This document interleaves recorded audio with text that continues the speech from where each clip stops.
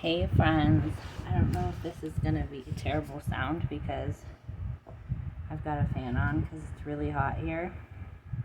But I just wanted to come on and say hi. I just got done doing another chunk of the slow stitching workshop on The Mother Wound by Bethany Webster. It is heavy, you all. It's just like, whew.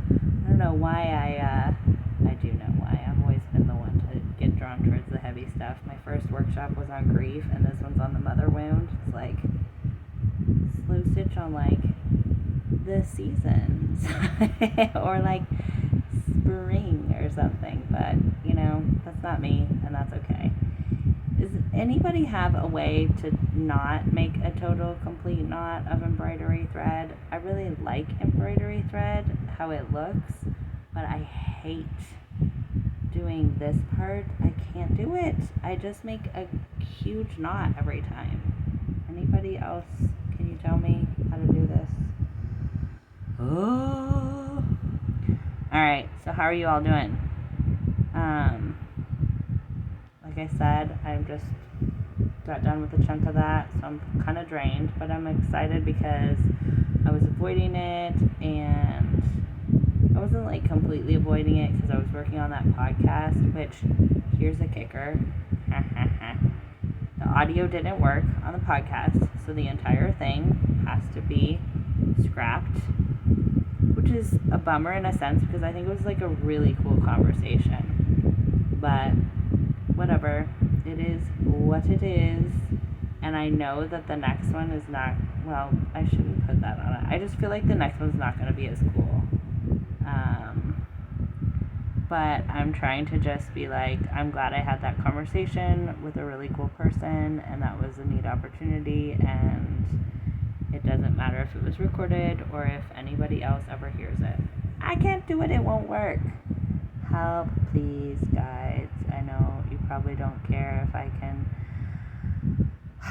untangle embroidery thread. Listen, this is what I'm sad about today, okay? I'm just having some sadness.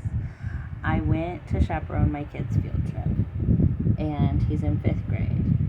And the whole time, I could have made a different choice, but I decided to stay right with the little group of bullies who are so mean to him and so mean to everyone else, and I was just like on their tail the entire field trip, and they were so frustrated and annoyed, and I had a terrible time. And did I help? I don't really know. Maybe were they less disruptive because I was right there on them? Slightly possible.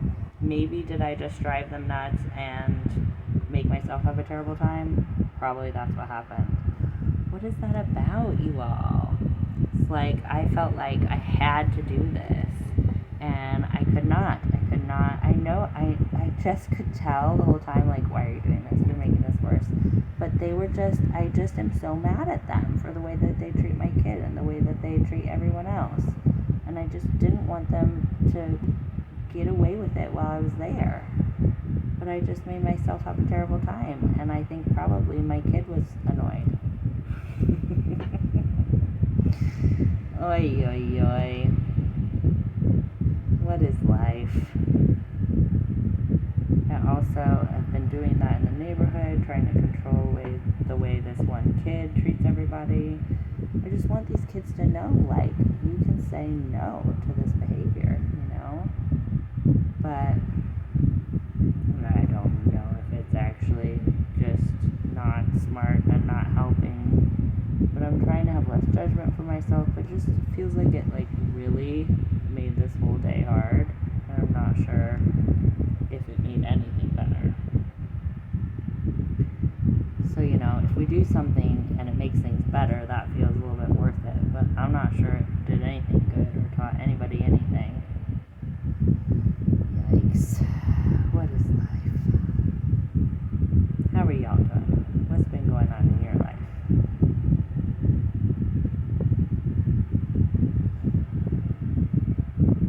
Anybody learn anything about themselves that's helpful? Or about the world?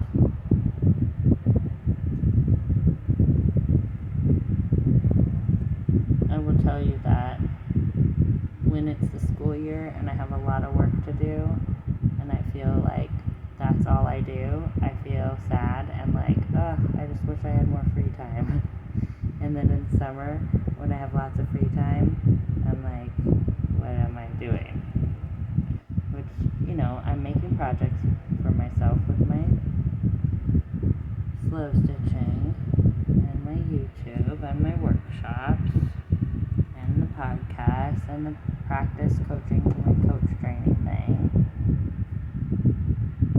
But I still have big gobs of time, and then I try to tell myself, like, you don't have to do anything.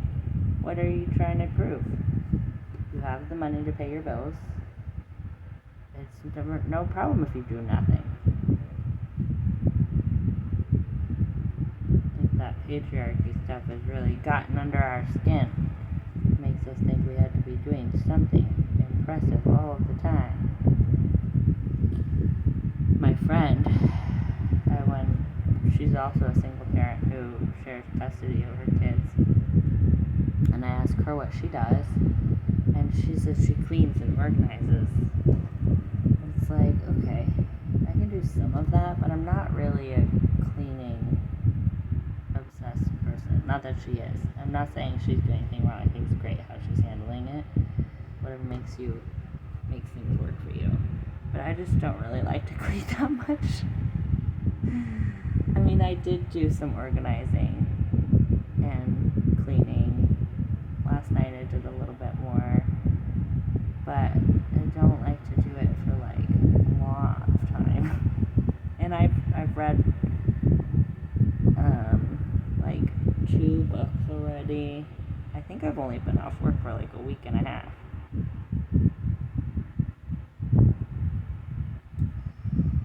But last summer I had a hard time with this too. And I told my therapist that I was just going to tell myself, you're on vacation. You don't have to do anything on vacation.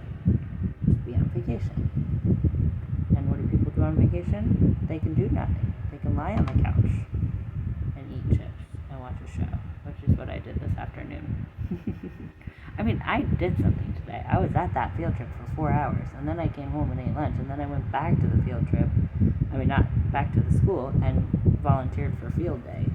So I volunteered for 6 hours today.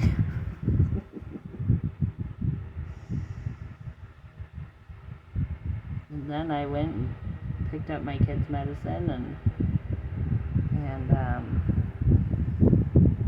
earplugs, because when he swims he's been getting water in his ears, and I got all his stuff together for going over to the other house, and then chit-chatted with him and his grandma when she came to pick him up, and I did a whole hour section of that workshop and read through the book and got some online resources for the second part of the workshop. Not second, fourth. And now I'm doing this. So I don't know why I'm not doing nothing. Often I'll do that. I'll be like, I did nothing today, and then I go back through the day and I'm like, oh, actually I did a lot.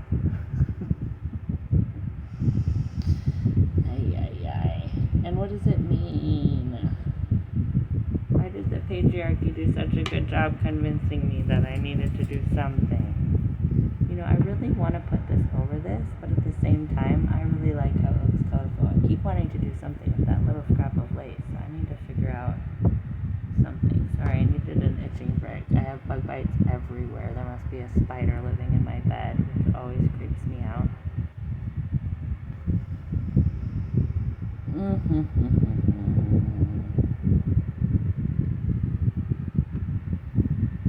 What's great though is I haven't gotten sick of sewing yet. I really like it.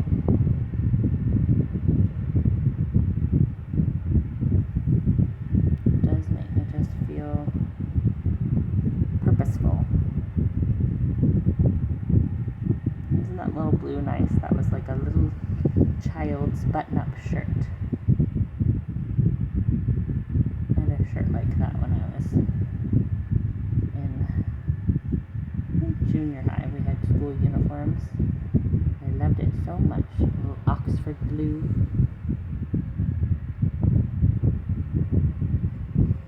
And I love seersucker. I have always loved seersucker. You never see anything out of seersucker at stores. I wish you would. It's such a cute fabric.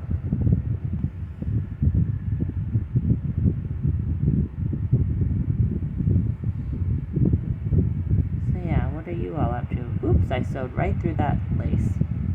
Take this out.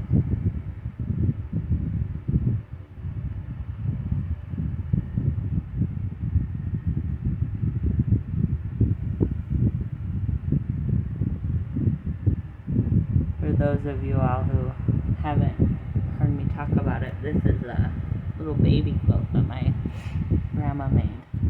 And so I decided to use it as the base for my slow stitching with the mother wound, because it has a lot to do with thinking about what we learned from our mothers and grandmothers.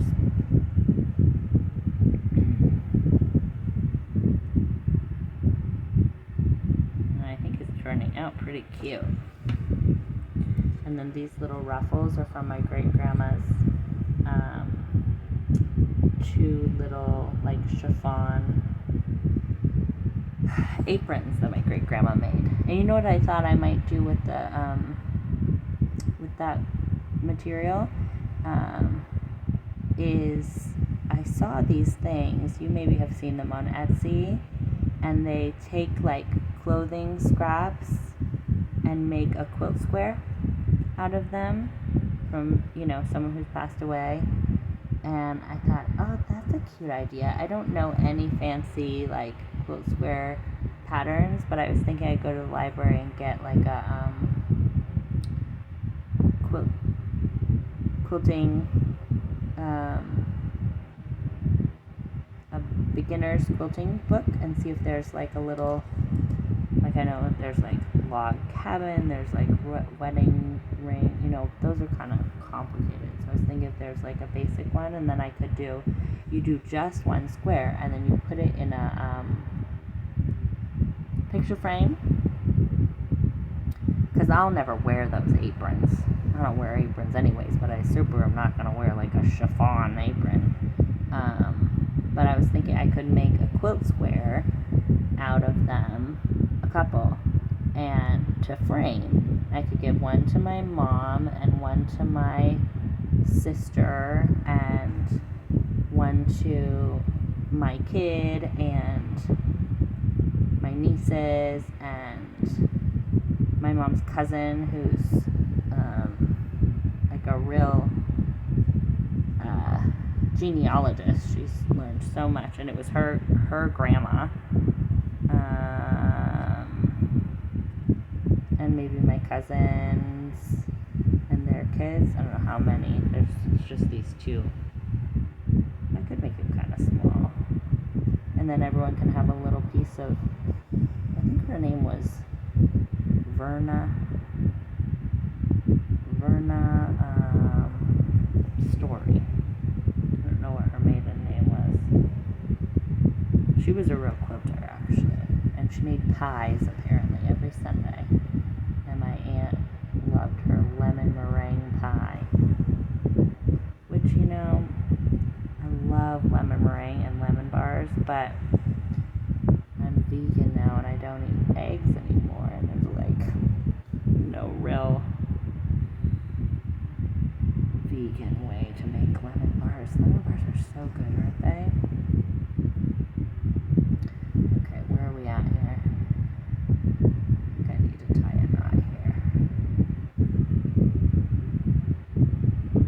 But maybe was I gonna put this on over here? Where should we put that? This beautiful little handkerchief that had that design on it. I think right here might be nice.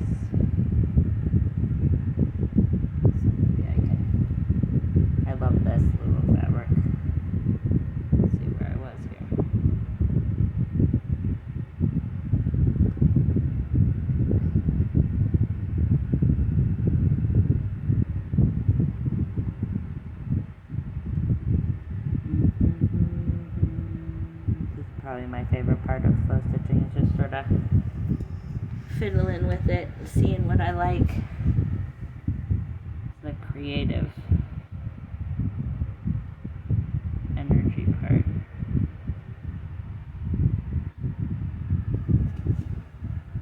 Maybe even down here.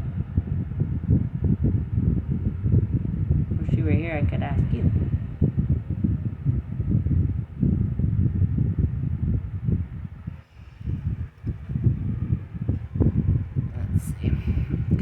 Guy tied up, I think. Ooh.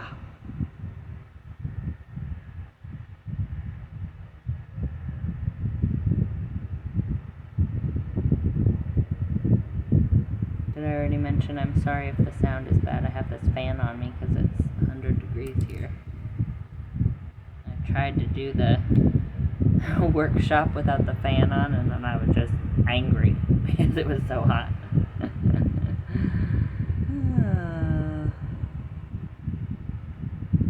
That was not what I was going for. This time, go start here and go over.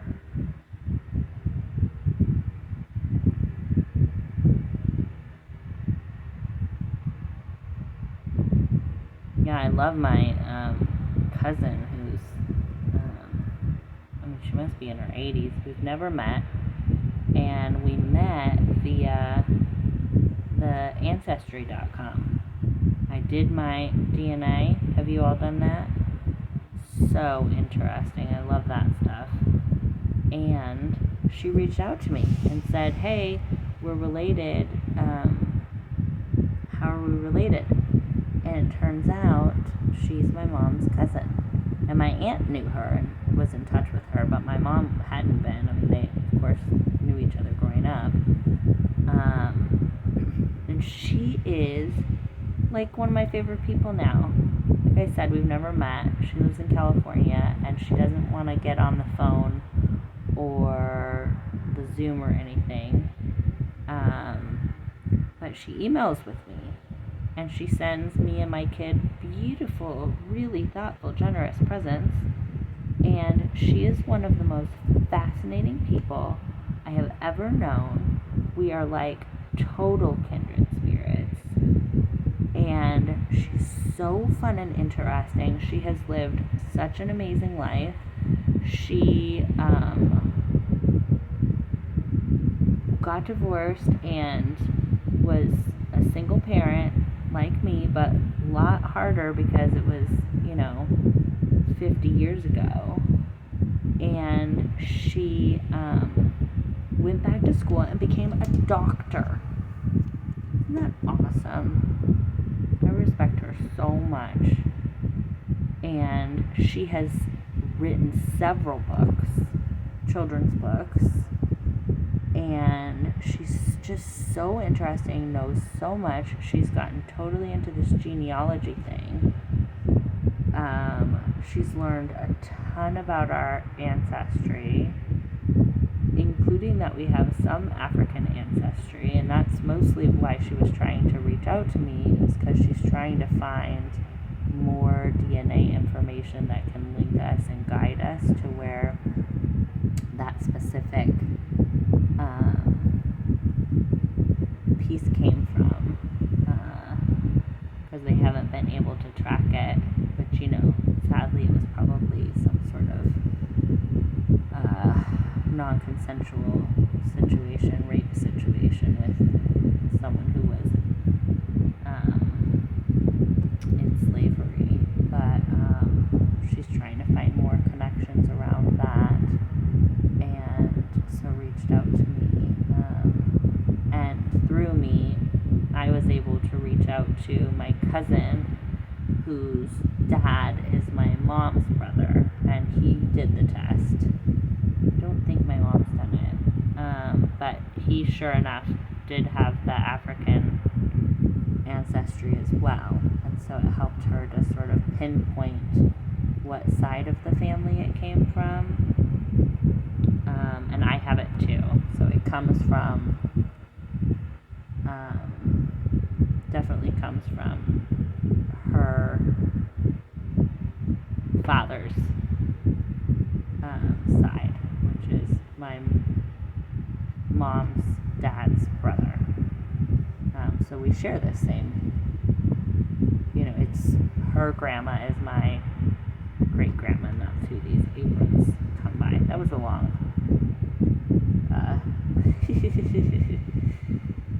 side tangent. What do they call it? So yeah, her grandma is the one who made these, and I guess my mom had these. Maybe their grandma had given them to my mom or to my grandma. So anyways, I think that'll be a nice thing to do with them, because I felt like I didn't want to just put them in a closet, but nobody probably will wear them. So I think cutting them up and putting them into some sort of a quilt square and then framing them, that could be nice, yeah. Alright, friends, I'm getting pretty tired.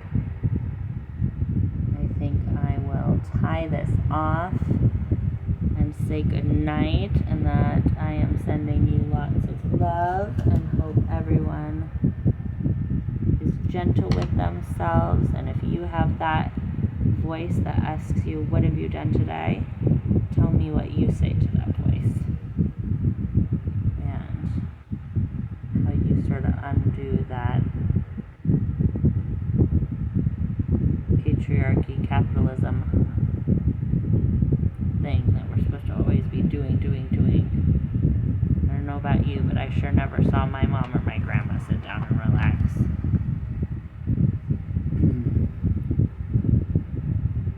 So yeah, let me know in the comments if there's any message that you tell yourself when you're feeling that pressure or that judgment.